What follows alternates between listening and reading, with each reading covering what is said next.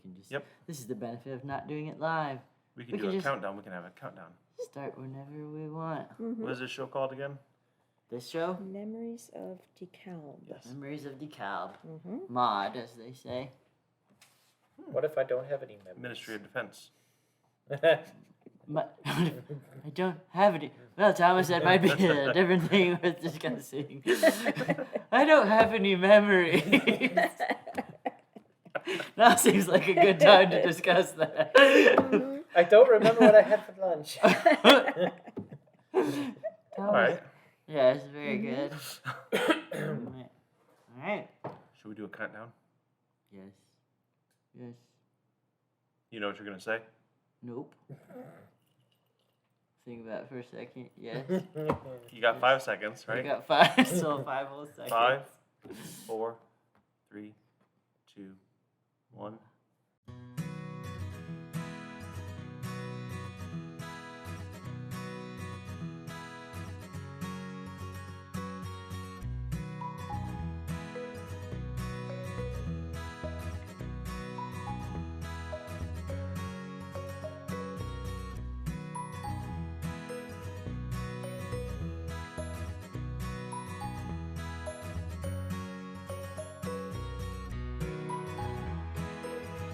Hello, everybody. I'm Zach, And I'm Jane. I'm Andrew. I'm Thomas. and we're going to start a new video series here at the Williner Genealogy Center about historical and nostalgic places in DeKalb County. We're going to explore a little bit of their history and show some pictures, some interesting info that we might have, and hopefully encourage everybody to maybe contribute their memories. Yeah. Or comments Contribute about. their memories, yes. Yes, give It's us like your memories. Pull them like in Harry Potter. Like the pensive. Yeah. Mm-hmm. I think it's funny that we have yourself, you're in your 30s, I'm Yes. in my 30s. You didn't live a lot of your life in this area, I'm in my 50s. but you lived elsewhere? Dover, Delaware. Yeah. Yes. Yep. So this is a testament to the kind of things that we have around here and the kind of research that we can do with those. Yep. If you try. Yep. And there's a bunch of stuff both here at the Genealogy Center and online where you can see most of the pictures that we'll show or can research the background of a lot of places. But yeah, lots of people have interesting memories of a lot of these places. So hopefully we'll explore some various options. But today we're going to talk about the Auburn Electric and Water Works building, which is south of town. Pretty much everyone would recognize it. It's a brick building, older building, and used to provide power for Auburn and also water at the turn of the 20th century. So It looks kind of like my model that I brought in. we're going to expect a model for each place Right. that we discuss. Sure. Andrew, so. And you created it, didn't you, Well, Andrew? I put it together and I painted it. Yes. I glued it. But it's from a kit. But that's creating Yeah, I guess. from a kit. Yes. Yeah. So we're gonna start off with just the history, and then we'll go through and bring up some interesting aspects, and we'll go from there. So yeah, if you're driving south out of town, you'll pass it. It's right across, basically from the Brown House ish, a little bit ways down. Yeah. Yeah, there's the Brown House in that area. There is like the Town Tavern in that area. There had been Broadview Lumber right in there. There was Hoham was kind of over in that area a while back, right? And then recently there was that gas service station kind of place that was just removed, torn down after some years of disrepair. What is that called over there? The area where the museum, the car museum, I don't. is like a plaza. Oh, the Cruise Plaza? Is that what it's called? I'm not positive actually. So this is more or less a live show, and this is the kind of conversation that we want you to have. You remember those things? Yeah. So basically, yeah. What do you remember about how this area has changed over time. But yeah, the interesting thing that I found about this was that John Martin Smith's Histories of DeKalb County are obviously an amazing resource and has a lot of info about this. But talking about how at the turn of the century there was this booming demand for electric power and water power, where it used to be just coal beforehand. And his books talk about how that whereas steam power had been adequate before the turn of the 20th century, there was this huge demand for now clean, available electricity, but there wasn't really anything to use it with. There weren't appliances that would be used for that electric power, so everybody was kind of in this, we've got this resource, but what do we do with it stage. And Auburn actually had its own local natural gas deposits that with the gas mining company that was over on Cedar Street. So Auburn had some ability to generate its own electric power, which is kind of interesting. Do you know what that was called, the gas? I think it was just called the Gas Company. Yeah, well, okay, I do on remember Cedar. the sign out on the building there that said the gas company. Yeah, I didn't know I didn't know that they did that. That's cool. yep. And I guess apparently there wasn't really a huge demand for electricity until there was a huge demand for indoor plumbing. So around the turn of the 20th century, there was this demand for indoor plumbing and national sanitation efforts. So and are everybody you wanted- telling us they used the privy? Apparently. Have you guys ever used the privy? Yes. An outhouse? Actually? Uh-huh. Really? Once, yeah. Scout camp, I guess, that's Yeah, it's interesting that there's along with this development of water, or I guess this demand for water, that kind of became the historical drive for electricity too. That's quite interesting. I thought like light would be the driving force, light bulbs. Yeah, right. But it wasn't. And apparently, right around the time that the courthouse was built in 1911-ish, it was wired for both electric light bulbs and also gas lighting. And if you go in there, you can still see the little pipettes on the lamps where gas would come out. So that's pretty interesting. just hear that sound of gas. It's all fine. Don't worry. You'll be fine. Clean. It's clean, yes. Yeah. So there was this big push for water, residential water service and pressurized water system and indoor plumbing in DeKalb at the turn of the century. So then a bunch of companies came out of the woodwork to try to develop private water companies and to get sewers laid down in the towns. And they used to be cubed brick sewers that were laid down in the middle of, underneath the middle of roads. Brick. Just kinda, yeah.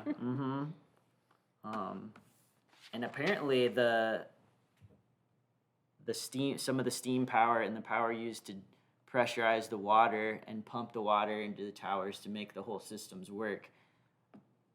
An offshoot of that was electricity generation, and they thought we could sell this too. So, We've got pictures of yes. some of the water towers that we'll Yes. share during part of this. Yeah, and we'll show kind of the development of that. But the first, this is a picture of the first Auburn Waterworks and Electric Light Plant, and it was built in 1898, incorporated by Albert C. Robbins, Edward L. Robbins, and Albertus M. Hastings, for the purpose of supplying good and wholesome water for the public and private use, and for fire protection, and to provide motive power to carry on such business. But then within a few months, they also included the ability to sell electricity and electric lighting systems. So it was built in 1898 at a cost of $35,000. Wow. That's a lot of money. It's interesting to me that they started out private. That some, Yeah. they would have their own private companies for these utilities. And then, because you have to like be able to get the cords, the wires.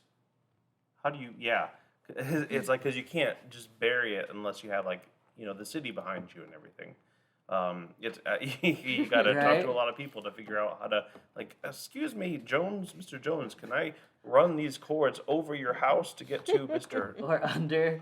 or under? Yes. Mr. Johnson wants lights in his house. I hope you don't mind. Yeah. So it was a business and not a utility. Mm-hmm. Yep. And then in 1901, the Indiana General Assembly authorized cities and towns to operate their own electric and water companies.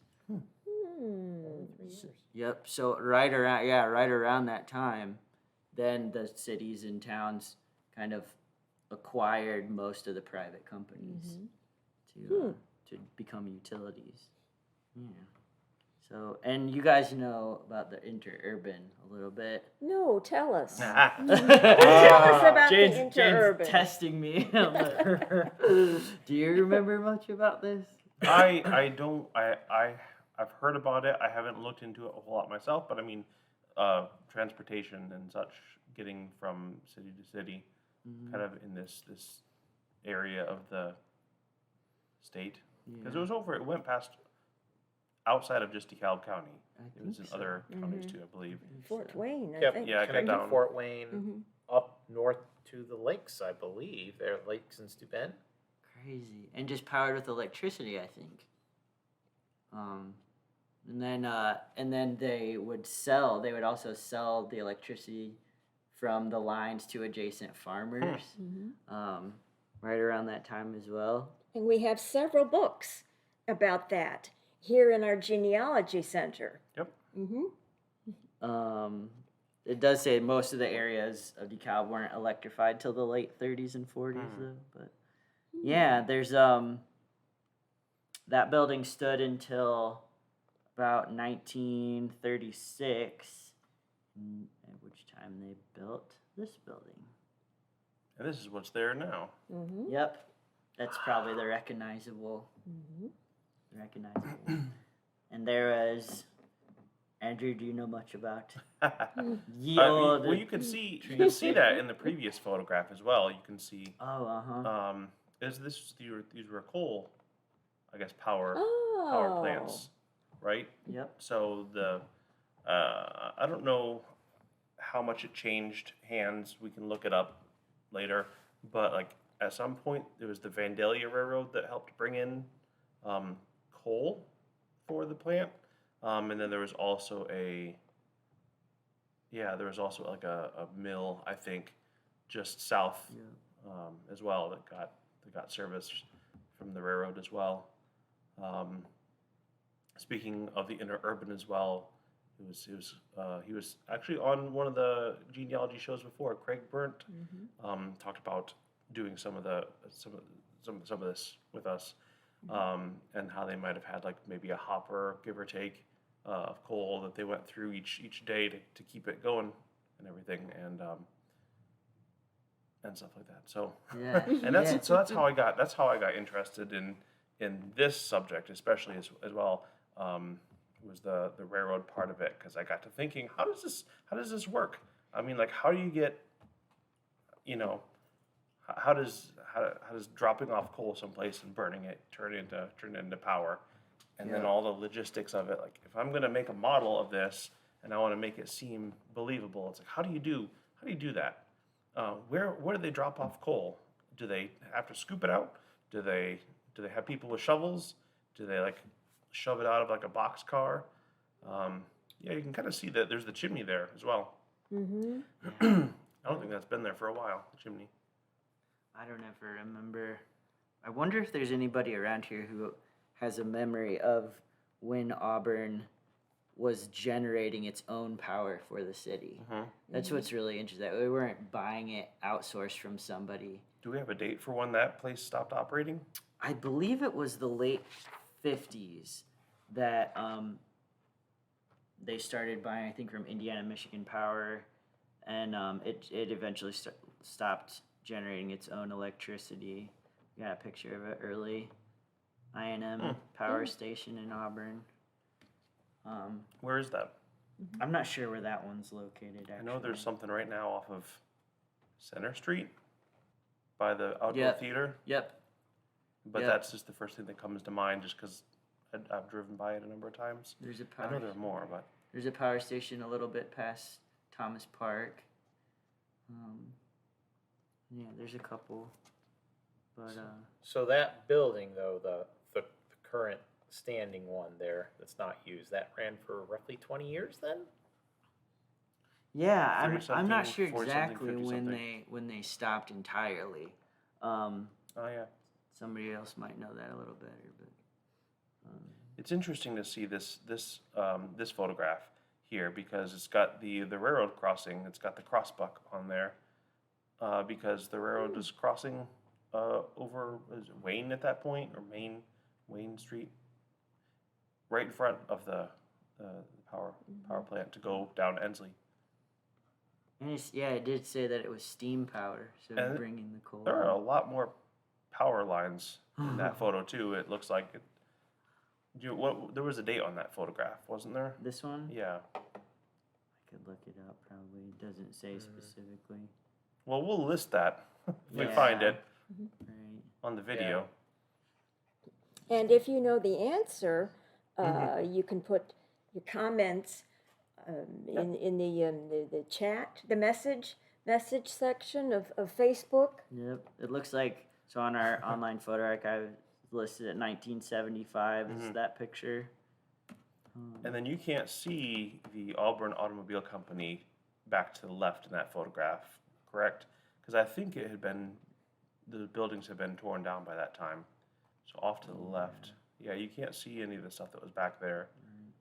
That was the principal customer, though, I guess, of Auburn Electric was the Auburn Automobile Company. They were right there. Yep. But it just fascinates me that it was generating just through steam power, and then for both the water to pump it up into the towers, but then also. So when it comes down, that it makes. Because how does the water fit into all this? So Because when I thought about this at first, I'm like, why does it say water? What does water have to do with that place? When I feel like it's power plant, you know. right, where's it? Yeah, where's it getting? Apparently, there were deep wells that are still on that site, where they would pump the water into the station and then out into elevated towers So that would maybe- provide the pressure. Okay. So it would, because I know there are big kind of like steam generated water pumps. So maybe it was using and this is, it'd be cool to be able to talk to somebody that knew that maybe operated this and such. So if you're that person, get a hold of us. Yes. It'd be cool to talk to you, interview you a little bit. Doesn't need to be on video, but so because I know you heat the coal. The coal has like pipes of water kind of going through, and that goes through, and it spins a turbine. How do you say it? Turbine. Turbine. And it spins that, turns a big shaft, and then that generates electricity. But I would assume at that point too, if it's spinning something, you can use that to do a pump to get the water going, to go up the water tower, and then the water pressure is just the gravity of the water coming down, right? Yeah. Yep. That's cool. Yeah, it is cool. The That's physics cool. of it, and Yes. like you said, to make the whole thing work. Yeah. The logistics of we're getting it to this house and this house and this house Yeah. and this house. I mean, when it comes down to it, electricity today, no matter what the fuel, still uses steam to turn a turbine to generate electricity. And Whether it's like nuclear nuclear, or like natural gas. hydroelectric. Coal Yeah. still, I'm Well, sure. Solar, I think, might be the only one that's not creating steam. Bright light equals power. Yeah. Yeah, it's interesting that we went from local control of it and then to a little bit more outsourced, and the whole electrical infrastructure and corporate side of it is very fascinating to hear from Indiana, Michigan Power, and American Electric Power. But yeah, it's Auburn's own power station and water. Don't forget the water. Well, That's right. That about wraps us up. Any final comments on Auburn's? We do have a couple pictures of the water towers. So being Zach, built. why did you select this place? We all thought it would be an interesting first and a distinctive picture of historic development. And it's one of those things too that the people talk about every so often, being in the news recently and such like that. And then there are the times when something, if you don't have something, you start to think about, hey, what was that? And because there are so many buildings, right? I mean, in Auburn, there's like, you improve things. So then you don't have the old this, the old that, the old this. So if you would like to, if you would like to contribute something for next time, let us know if there's a building that you like or that you have a lot of information on that you want to share. The old YMCA, that kind of thing. Was a hospital? Souder Hospital. Yeah, we were talking about that. How about the Auburn Hotel? The Auburn Hotel. That's in the news again now too. Yep. There's a lot, and there's a lot of buildings. Some that are recognizable, some that aren't. That are, this used to be this interesting little corner shop, or or a Chob's department store, or the hardware store. Interesting places. Yep. So what's the best way to get a hold of us? Comment on the video. You can send a message to either the Eckhart Public Library on Facebook or on Wilner Genealogy Center.